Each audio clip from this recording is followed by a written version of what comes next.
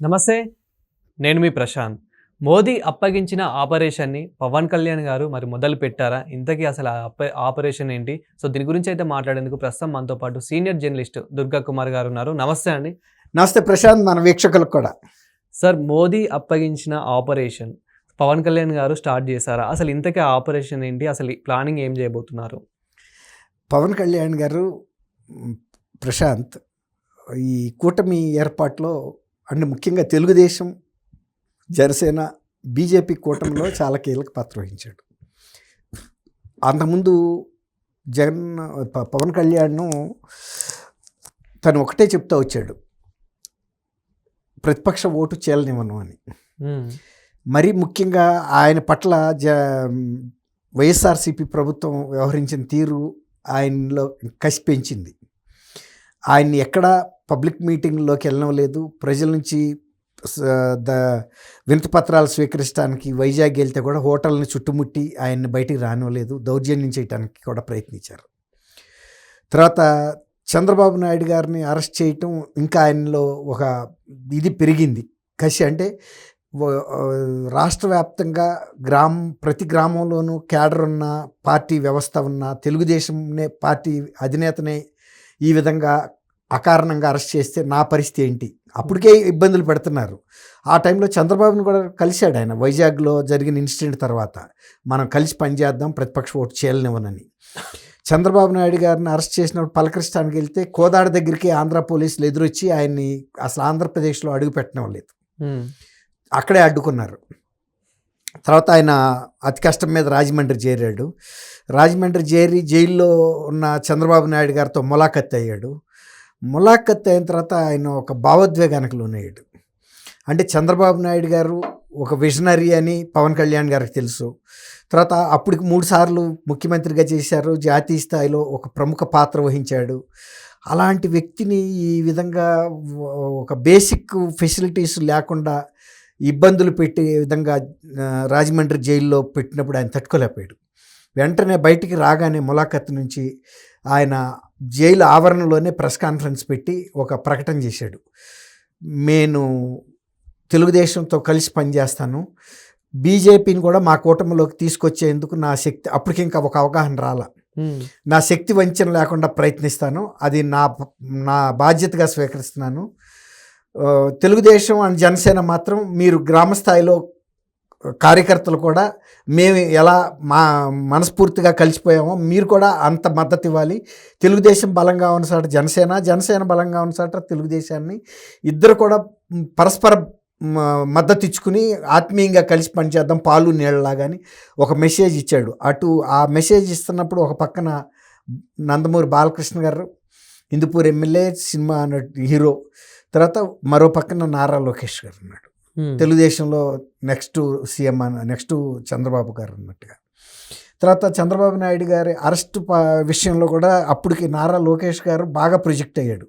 అంటే జాతీయ స్థాయిలో మేధావుల దృష్టికి కూడా ఆంధ్రప్రదేశ్లో జరుగుతున్న దుష్పరిపాలన, జగన్మోహన్ రెడ్డి చేస్తున్న కక్ష సాధింపు, తర్వాత ప్రజల మీద చేస్తున్న దాష్టికాలు, ప్రభుత్వంలో జరుగుతున్న అవినీతి, భూ కబ్జాలు, కుంభకోణాలు, ఇవన్నీ కూడా జాతీయ స్థాయిలో మేధావుల్ని, ఇతర పార్టీల నాయకుల్ని, వాళ్ళు మిత్రపక్షమా ప్రతిపక్షమా అని కూడా చూడకుండా ముఖ్యులు అనుకున్న జాతీయ స్థాయి ప్రముఖులందరికీ కూడా చెప్పడం ద్వారా ఎవరైనా అధికారంలో ఉన్నప్పుడు బాగా ప్రొజెక్ట్ అవుతారు.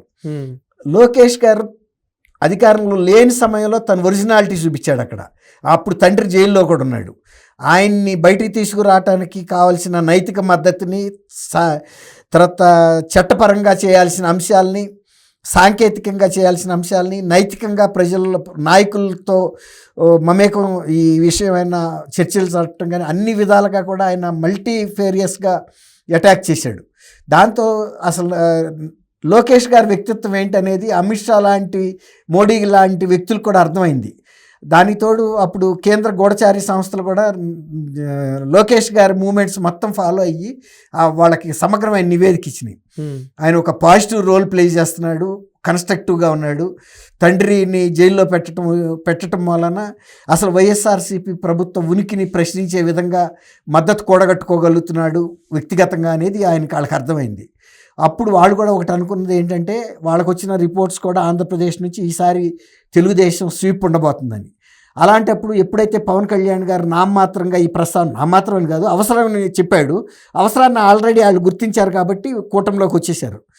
ఇప్పుడు పవన్ కళ్యాణ్ గారితో ఆంధ్రప్రదేశ్లో కొంత మనకి గ్రిప్ వచ్చింది, కానీ సౌత్లో మనకి గ్రిప్ రాలేదు. మోడీ గారికి ఏంటంటే సౌత్ మొత్తంలో కూడా గ్రిప్ రావాలి, ఎంతో కొంత ఉనికి మనం అంటూ రావాలి. ఫస్ట్ ఆంధ్రప్రదేశ్లో తెచ్చుకోగలిగారు కూటమి ప్రభుత్వం. ఇప్పుడు దాంతో ఆయన పవన్ కళ్యాణ్ గారికి ఒక టాస్క్ ఇచ్చాడని చెప్తున్నారు. మీరు తమిళనాడులో, కేరళలో, తెలంగాణలో ముఖ్యంగా కొంత ప్రయత్నం అయితే చేసి మీరు మీకున్న పరిచయాలను కానీ అవకాశాలను కానీ మనకి అనుకూలంగా మార్చాలి అని. అయితే దీన్ని ఏంటంటే ఆయన అంతకుముందు అసలు చెగువేరాలాగా ప్రొజెక్ట్ అయ్యాడు. కానీ ఈ మధ్యకాలంలో బీజేపీ వాళ్ళు ఇచ్చిన సూచనల తర్వాత ఆయన సనాతన ధర్మం అని ఒక బీజేపీకి అనుబంధ సంస్థలాగా విశ్వ హిందూ పరిషత్తు, ఆర్ఎస్ఎస్ ఈ బాణీలోకి వచ్చేసాడు. అది ఆయనలో వచ్చిన మార్పు మనం గమనించాలి. అంటే బీజేపీతో ఎలైన్ అవ్వాలని నిర్ణయించుకున్నాడు. వాళ్ళు కూడా ఈయన్ని ఇక్కడ ఉపయోగించుకోదలుచుకున్నారు. ఇందులో భాగంగా రేపు 21, 22 తారీఖుల్లో అనుకుంటా కేరళ, తమిళనాడు రాష్ట్రాల్లో ఉన్నటువంటి ముఖ్యమైన దేవాలయాలన్నింటినీ ఆయన సందర్శించడం ద్వారా ఆ రాష్ట్రంలో కొంత పవన్ కళ్యాణ్ అంటే ఎవరు, ఉప ముఖ్యమంత్రి, ఆయన రాజకీయ సిద్ధాంతాలు ఏంటి, ఆయన వ్యక్తిత్వం ఏంటి, ఒక చర్చ తీసుకొస్తే ఆ తర్వాత బీజేపీని ప్రవేశపెట్టవచ్చు అనేది వాళ్ళ. మహారాష్ట్రలో కూడా వెళ్ళినప్పుడు మొన్న ఎన్నికల్లో పవన్ కళ్యాణ్ వెళ్ళిన సాట కొంత గ్యాదరింగ్ బాగుంది, మంచి ఇంప్రెషన్ వచ్చింది. అట్లాగే ఇప్పుడు తెలంగాణలో కూడా ఇక్కడ పవన్ కళ్యాణ్ సేవలను ఉపయోగించుకోవాలనేది వాళ్ళ ఆలోచనగా తెలుస్తూ ఉంది. పవన్ కళ్యాణ్ గారు కూడా ఆ మేరకి తను ఒక నిర్ణయం తీసుకుని ఈ పర్యటన నిర్ణయించుకున్నాడు వెళ్ళాలి అనేది అని కూడా మనకి చెప్తున్నారు. అయితే ఇంకోటి ఏంటంటే పవన్ కళ్యాణ్ గారికి ఉన్న ఒక బలం, ఒక సినిమా నటుడిగా, హీరోగా కూడా ఈ సౌత్లో ఆయనకి ఒక ఇమేజ్ అంటూ ఉంది. అవును, ఒక మెగాస్టార్ లాగా. అంటే రజనీకాంత్ అంత కాదు, కానీ ఆంధ్రప్రదేశ్లోను తెలంగాణలో అయితే పక్కాగా ఉంది. కొంచెం తమిళనాడులో కూడా పర్లేదు, కేరళలో కూడా పరిచయం అయితే ఉంది, అపరిచితుడైతే కాదు ఇతను. అట్లా ఆయన సినిమా గ్లామర్ను కూడా ఉపయోగించుకుంటాం అనేది ఇప్పుడు ఆలోచిస్తున్నాడు తను. ఈ ప్రయత్నం చాలా వరకు ఆయన సక్సెస్ చేయటం కోసం 2 అనంత పద్మస్వామి టెంపుల్, మధుర మీనాక్షి, శ్రీ పరశురామస్వామి, అగస్త్య జీవ సమాధి, కుంభేశ్వర దేవాలయం, స్వామి మలై, తిరుత్తై సుబ్రహ్మణ్యేశ్వర స్వామి, అంటే ఇవన్నీ కూడా చాలా ప్రముఖమైన దేవాలయాలు. వీటన్నిటిని ఆయన దర్శించుకుంటున్నాడు. సనాతన పరిరక్షణ బోర్డు ఏర్పాటుకు దేశవ్యాప్తంగా ప్రముఖుల మద్దతు కూడగడుతున్నాడు. అంటే ఈ సనాతన ధర్మం కోసం ఒక ఈ వ్యవస్థను ఏర్పాటు చేయాలని. ఈ విధంగా తను ఈ ముఖ్యమైన రాష్ట్రాల్లో ఒక ప్రయత్నం అయితే మొదలు పెడుతున్నాడని మనం చెప్పొచ్చు. ఈ పర్యటన ఐ థింక్ 21వ తేదీ, ఈ నెల 12 నుంచి మొదలవుతుంది. 12, 13 తేదీల్లో, బహుశా 14 కూడా 3 రోజుల పాటు ఉంటుంది. ఇది మోడీ గారు ఇచ్చినటువంటి ఒక దిశానిర్దేశం. పవన్ కళ్యాణ్ గారు కూడా ఈ వైపు ప్రయత్నం, అంటే కూటమిలో ఉంటూనే జనసేన అండ్ బీజేపీ ఉనికి కొంత బయటికి తెచ్చుకోవాలి, గుర్తింపు తెచ్చుకోవాలి అనేది. ఇప్పుడు ఆంధ్రప్రదేశ్లో ఎలా అయితే వచ్చిందో పక్క రాష్ట్రాల్లో కూడా గుర్తింపు అనేది తెచ్చుకోవాలని. మరీ ముఖ్యంగా బీజేపీది ఇప్పుడు పక్క రాష్ట్రాల్లో జనసేన అంత గుర్తింపు వచ్చే అవకాశం లేదు ఆంధ్రప్రదేశ్లో వచ్చినంత. అయితే దాంతో పాటుగా సపోర్టివ్గా మేము కూడా కూటమిలో భాగస్వాములు అన్నట్టుగా ఒక ప్రొజెక్షను. మెయిన్గా ఆయన బీజేపీ ఎజెండా మీదే ముందుకెళ్తున్నాడు, బీజేపీని ప్రొజెక్ట్ చేయాలనే అంశం మీదే. అక్కడ వెళ్ళినప్పుడు బీజేపీ నాయకులతో కలవటం ద్వారా కూడా కొంచెం ప్రజల అటెన్షన్ బీజేపీ తిప్పడానికి ప్రయత్నం చేస్తాం. Thank you sir. Thank you Prashant, మన వీక్షకులకు.